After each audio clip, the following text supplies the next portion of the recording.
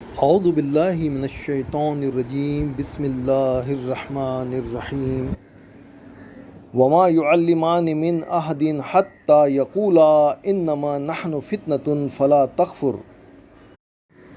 اور نہیں سکھلاتے تھے وہ فرشتے کسی کو یہاں تک کہ کہتے وہ پہلے ہم تو صرف آزمائش ہیں، سو نہ کفر کر تو۔ فَيَتَعَلَّمُونَ مِنْهُمَا مَا يُفَرِّقُونَ بِهِ بَيْنَ الْمَرْءِ وَزَوْجِهِ، پس سیکھتے تھے لوگ ان سے وہ جادو کہ جدائی ڈالتے تھے وہ اس کے ذریعے سے درمیان مرد اور اس کی بیوی کے۔ وَمَا هُمْ بِضَارِّينَ بِهِ مِنْ أَحَدٍ إِلَّا بِإِذْنِ اللَّهِ، اور نہیں تھے وہ نقصان پہنچانے والے ساتھ اس جادو کے کسی کو بھی مگر ساتھ حکم اللہ کے۔ محترم سامعین کرام، ہم اس بات کے اوپر کہ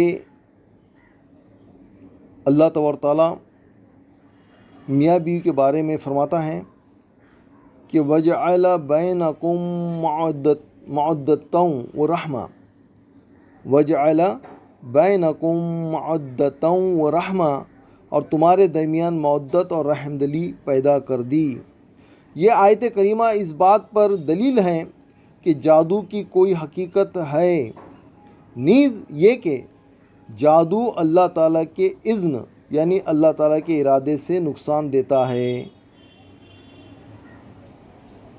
اذن کی دو اقسام ہیں، علماء نے اس کی دو اقسام بیان فرمائی۔ اذن قدری جو اللہ تعالیٰ کی مشیت سے متعلق ہے، نمبر ایک اذن قدری اور نمبر دو اذن شرعی۔ یہ دونوں میں سمجھنے کی بات ہے۔ اذن قدری جو اللہ تبارک تعالیٰ کی مشیت سے متعلق ہے، جیسا کہ اس آیت کریمہ میں ذکر کیا گیا ہے، اور اذن شرعی جیسا کہ سابقہ آیت کریمہ فَإِنَّهُ نَزَّلَهُ عَلَىٰ قَلْبِكَ بِإِذْنِ اللَّهِ، سورہ بقرہ کی آیت، کہ اس نے یعنی جبرائیل علیہ السلام نے تو یہ کتاب اللہ کے حکم سے آپ صلی اللہ علیہ وآلہ وسلم کے دل پر اتاری۔ یہ اذن شرعی ہے۔ اذن کہتے ہیں اللہ کا حکم۔ اس آیت اور اس جیسی دیگر آیات سے ظاہر ہوتا ہے کہ اسباب کی قوت تاثیر خواہ کتنی ہی زیادہ کیوں نہ ہو، وہ ہر حال میں قضا و قدر کے تابع ہوتے ہیں۔ سمجھ لو بات کو بہت اچھی طرح سے۔ اس آیت اور اس جیسی دیگر آیات سے ظاہر ہوتا ہے کہ اسباب کی قوت تاثیر خواہ کتنی ہی زیادہ کیوں نہ ہو، وہ ہر حال میں قضا و قدر کے تابع ہوتے ہیں، ان کی مستقل تاثیر نہیں ہوتی۔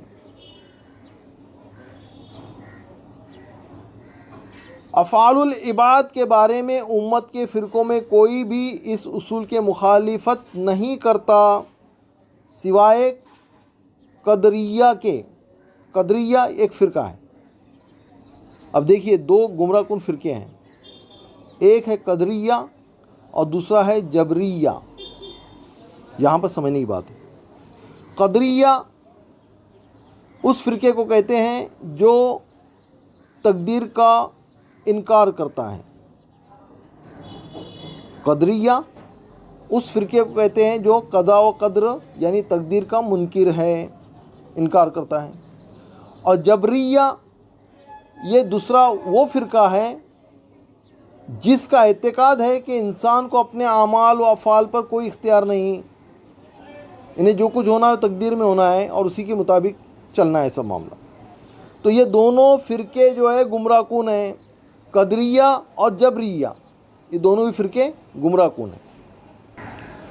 پھر سے میں دہراتا ہوں، یہ بہت اہمیت کی بات ہے کہ یہ دو گمراہ فرقے ہیں، ایک ہے قدریہ جس کا عقیدہ یہ ہے کہ تقدیر کا جو انکار کرتا ہے۔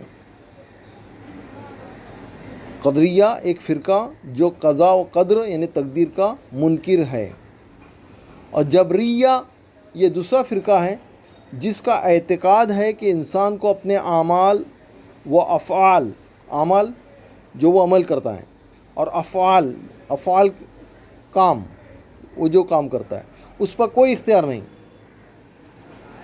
یعنی وہ اپنی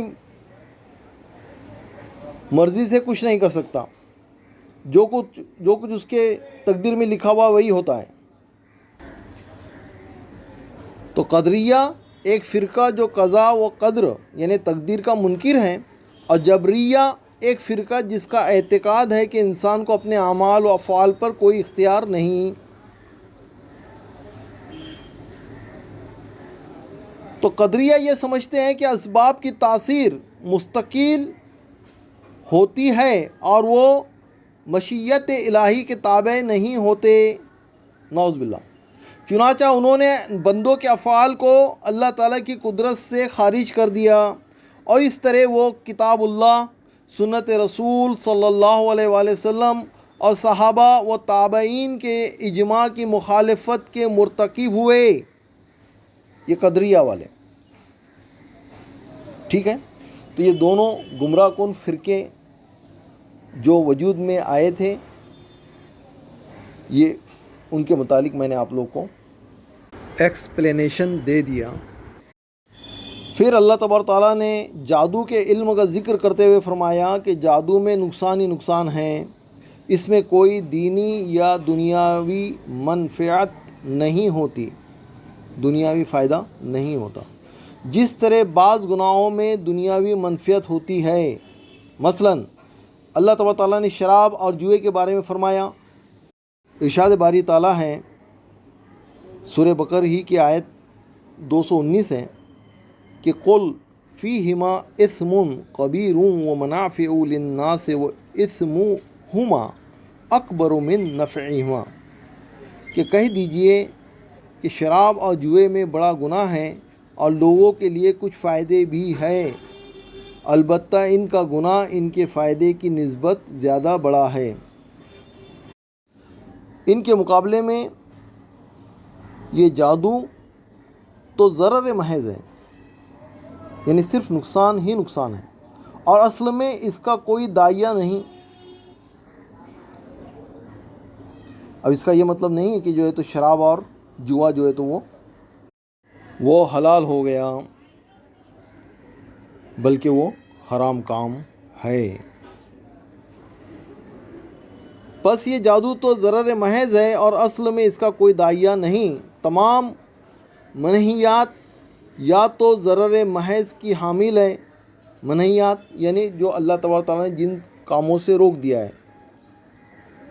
یعنی یہ کرو اور یہ نہ کرو، ڈو اینڈ ڈونٹس، تو ڈونٹس کی لسٹ جو ہے اس کے اندر تمام منہیات یا تو ضرر محض کی حامل ہے یا ان میں شر کا پہلو خیر کے پہلو سے زیادہ ہے، جیسے تمام معمورات صرف مصلحت پر مبنی ہیں، یا ان میں خیر کا پہلو شر کے مقابلے میں زیادہ ہے۔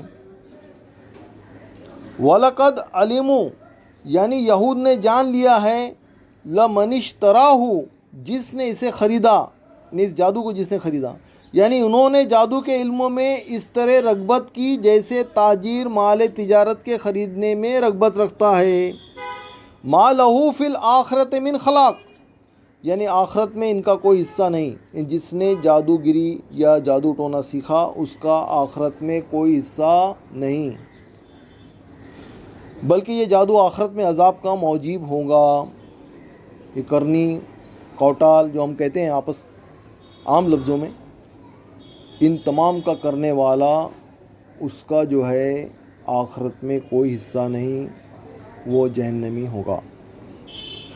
پس ان کا جادو پر عمل کرنا جہالت اور لا علمی کی وجہ سے نہیں، بلکہ اس وجہ سے ہے کہ انہوں نے آخرت کے مقابلے میں دنیا کی زندگی کو پسند کیا ہے۔ وَلَبِئْسَ مَا شَرَوْا بِهِ أَنفُسَهُمْ لَوْ كَانُوا يَعْلَمُونَ، اور وہ بدترین چیز ہے جس کے بدلے وہ اپنے آپ کو فروخت کر رہے ہیں۔ کاش کہ یہ جانتے ہوتے، یعنی اپنے فعل کے بارے میں ایسا علم رکھنا جو عمل کا باعث ہو۔ محترم سامعین کرام، ہم انشاءاللہ العظیم پھر آنے والی آیتوں پر انشاءاللہ مختصر تفسیر بیان کریں گے۔ آپ لوگ اسی محبت اور اسی دلچسپی کے ساتھ اللہ کے کلام کی مختصر تفسیر کو، جو کہ بہترین عالم دین مفسرین کرام کی تفسیر ہے، اس کو سنتے رہیے اور اپنے دوست احباب سے بھی شیئر کیجیے۔ اللہ تبارک تعالیٰ ہمیں اس میں دلچسپی عطا کرے، اور جو بھائی لوگ اس گروپ کو چھوڑ کے جا رہے ہیں تو ان سے میں مؤدبانہ گزارش کرتا ہوں کہ یہ تفسیر جو ہے ایک بہت بڑے مفسر کی تفسیر ہے، اور یہ آپ کو انڈیا میں یہ تفسیر کہیں پر بھی نہیں ملیں گی۔ اس لیے آپ لوگ اس تفسیر کو مکمل سنیے۔ بہت بہت شکریہ، جزاک اللہ خیر۔ السلام علیکم ورحمۃ اللہ وبرکاتہ۔